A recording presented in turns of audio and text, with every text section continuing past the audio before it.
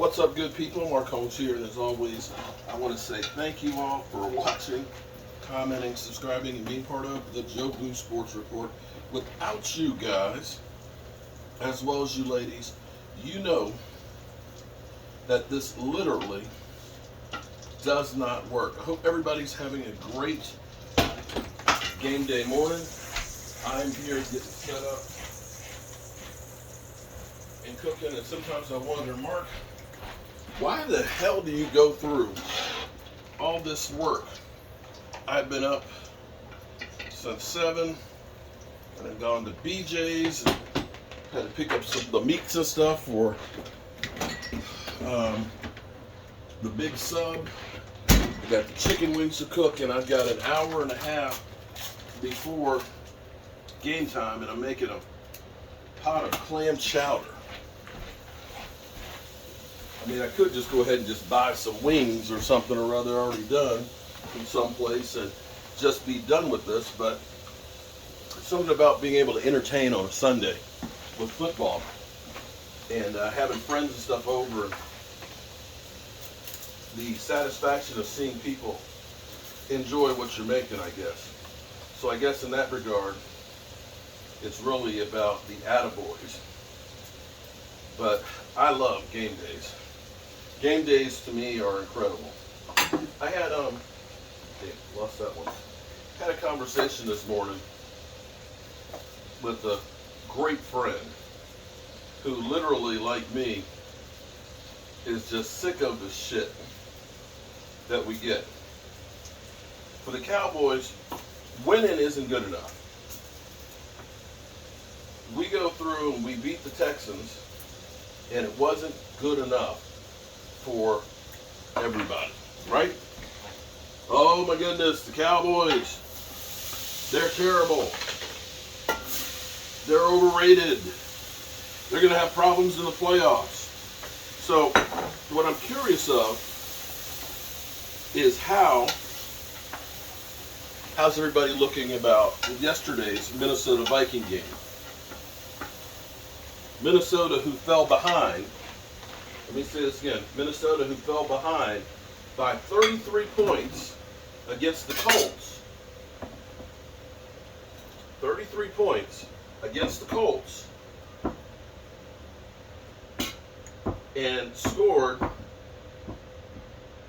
and beat them, the biggest comeback in NFL history. What will they say about that game?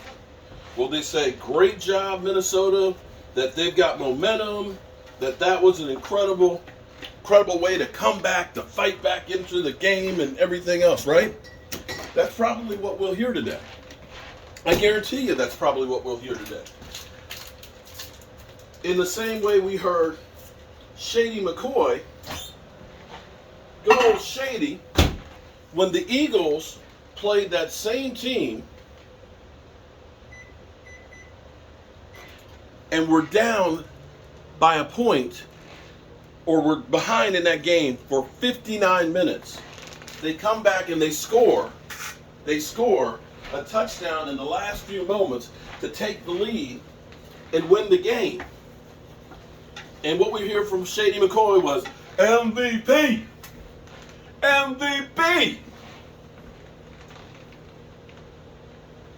They got praised. Right? Now, I'm just going to say, the fact that your team went down 33 points to a team is a bad thing. And truly, some of the things that helped you were Jeff Saturday's inexperience. They should have went for the field goal instead of going for it on 4th down. There were mistakes throughout that game that helped put Minnesota back in there. And I'm not going to say that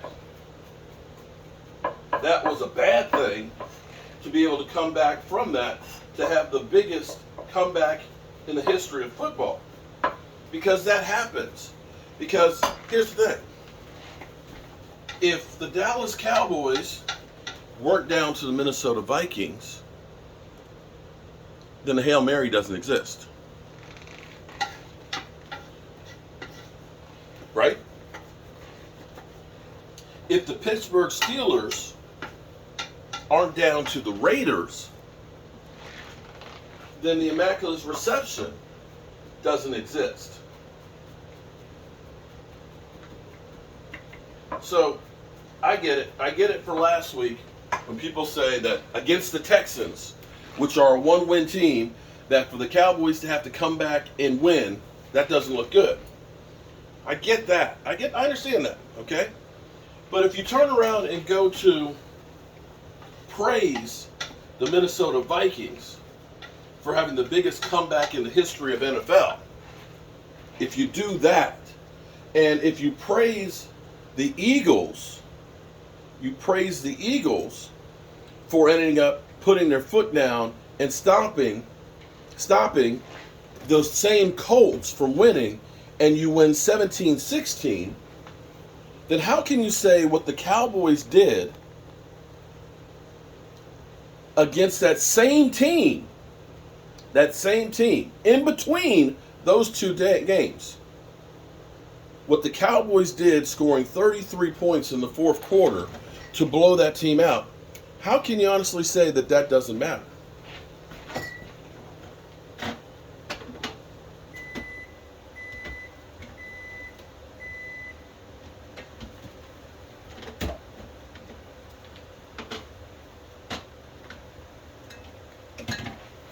If you say that, then you're a hypocrite.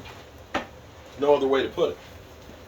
There's no way that you can look around and say the Eagles having a 17-16 win over the Colts is the greatest thing since sliced bread.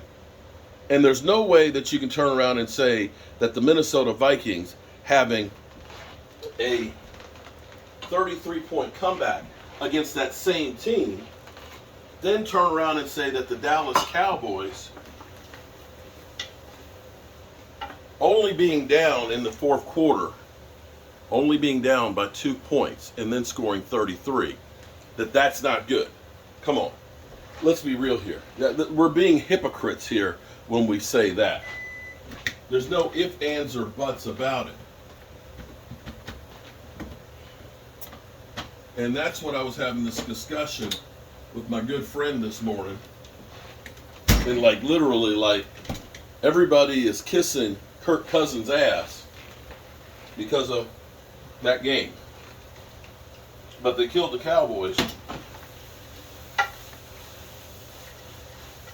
But they killed our Cowboys for what they did. Well, I guess I'm looking for something that is never going to happen. And that is actually a fair shake for the Cowboys. Because they're never going to give the Dallas Cowboys any credit. And I shouldn't be looking for it.